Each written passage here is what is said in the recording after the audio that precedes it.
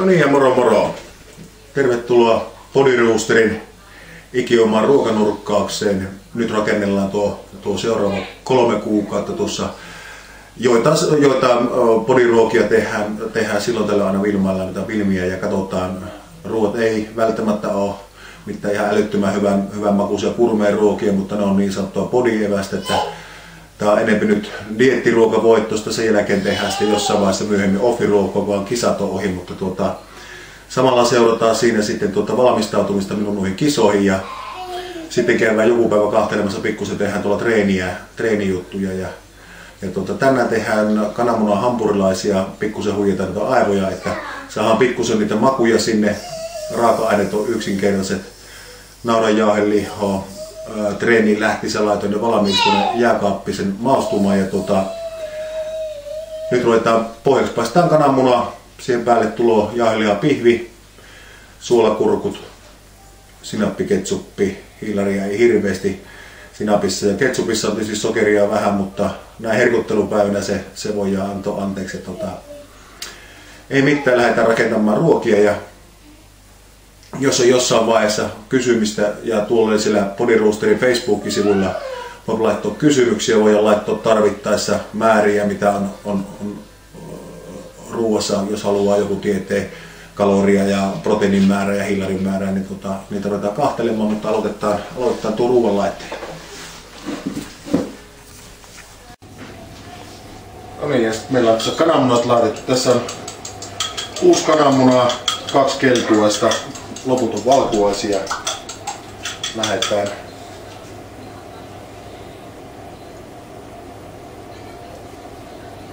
noin, ja siitä lähti pohja tulemaan ja sitten sormisuolaa, paras suola mitä löytyy.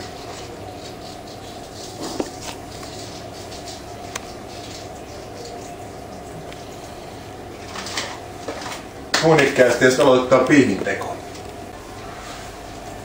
No niin, eli pohjana meillä on tässä ihan naudan jauheliha, 10% rasvaa.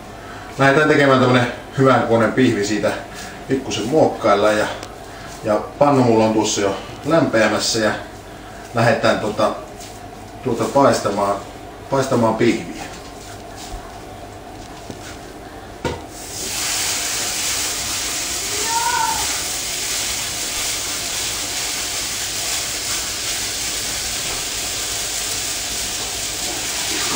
Nyt tullut aika äijä pihvi, tullut melko ronski, mutta se on ihan hyvä.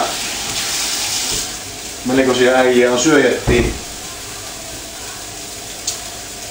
Meidän alkaa pohja olla kohta tuossa valmis. Se kipataan tuonne ja minä tein tuohon pintapuolelle jo. Laitetaan pintakananmunat, sinne pannaan 1 keltuainen ja 3 valkuaista. Tämä on semmonen aika tuhti annos itekseen, onneksi meillä on syöjiä tässä, että ei tarvii itekseen mättä ihan näin kauheita annosta, mutta tämä on hirmu hyvä esimerkiksi tämän kun illalla tekee valmiiksi, niin seuraavana päivänä vaikka töihin, niin tämän annoksen lyö 4 osaa, niin siitä saa 4 eri ateriaa aika helposti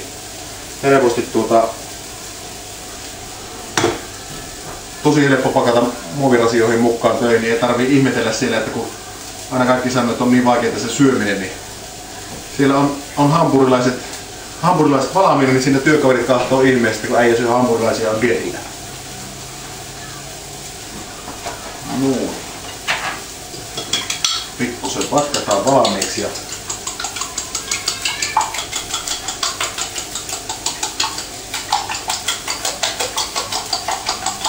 sitten siitä hyviä on näin, kun käyttää kunnon pannuja, Iittalan paistinpannuja, niin niissä ei tarvitse käyttää rasvaa paistaessa, ei munalle, ei lihalle. Lihassa on tietysti itsessään vähän rasvaa, mutta munakin lähtee irti, kun se tarpeeksi paljon jähmettyy tuosta, niin on tosi hyvä, että jos haluaa, niin voi pyykästä pikkusen öljyllä sitä pannua, mutta mitä nämä käytössä on mulla ollut, niin niihin ei jää kananmunaa kiinni, että on tosi helppo käyttöisiä ja ei tarvitse rasvan kanssa pelata. Niin, ja sitten meillä alkaa olla tää hampurilaispohja paistettu ja kas noin. Iittalan pannu toimii. Otetaan pihvi käännetään. Laitetaan kansi paistumaan.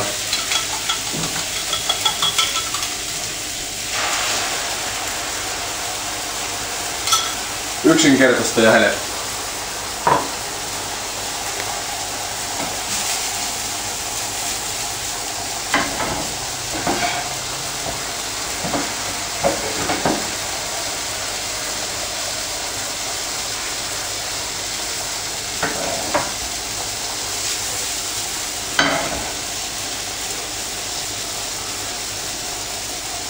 No niin, ja seuraavaksi otetaan mausteet.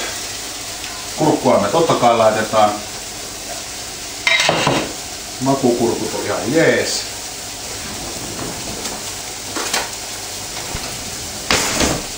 Niissä on pikkusen varmaan sokeria, mutta se on niin pientä se reenin jälkeen, että se menee vallan mainiosti. Noin.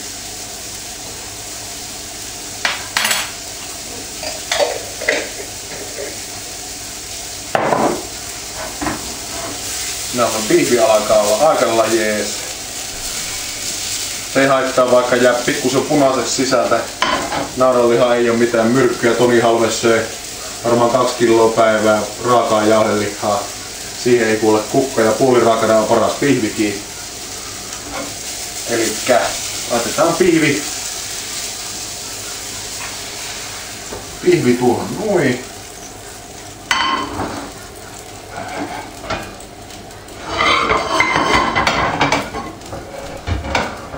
Otetaan vielä kun kansi tulee. Nyt voidaan laittaa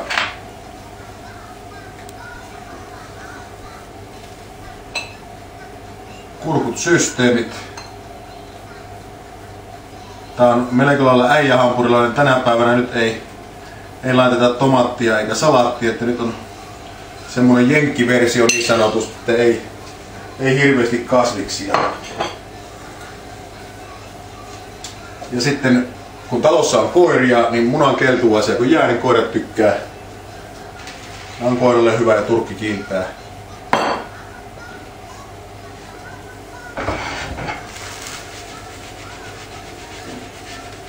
Kohta meillä alkaa olla kansi valmis.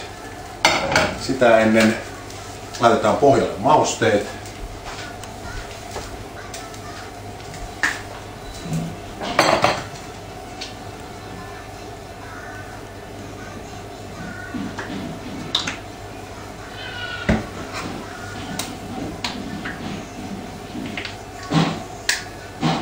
Ruuat on aika yksinkertaisia, mutta niin on miehettiin.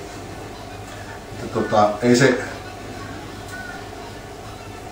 ruoanlaitto tarvii olla aina niin vaikeaa, että ennen tuli hyviä ohjelmia, tuli Pata 2 telekkarissa, siinä laitettiin perusraaka-aineista perusruokaa, ei ollut mitään hienoja kikkailuja, niin kuin nykyään on, tehdään semmonen kissanpierun kokoinen annos, joka on niin hirveän hyvän näköinen siinä lautasella, mutta ei siinä kun äijät ruppee syömään, niin siitä ei tule oikein kuin vihaiseksi.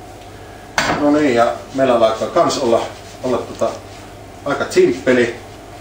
Kellas vielä kääntöhomma. Se melkein onnistui. Noin. Ja siinä meillä on kananmunan hampurilainen. Sammutetaan virrat. Ei savuvoima laskuta joutavasta. Nyt ei muuta kuin sitten jaetaan ruoka. Tuosta on tänä päivänä syöpi kaksi kaveria. Ja mä luulen sillä seuraavat 3 tuntia pärjätään. Jälkiruoksi juon pakuriteet ja ei muuta kuin ensi kerralla laitetaan lisää diettiruokia ja katsotaan, aamupala katsotaan jossain vaiheessa semmonen mikä mulla on se aamupala, että se nyt on perus kananmunaa on ja vähän realleipää on siinä ja sitten 4 viljan puuroa, niistä tehdään semmonen puurosta ja kananmunasta semmonen mikseri ja se kanssa on aamulenkin jälkeen, niin se on yllättävän hyvän makuinen. Ei muuta kuin ensi kerralla katsotaan lisää näitä juttuja ja me ruvetaan syömään.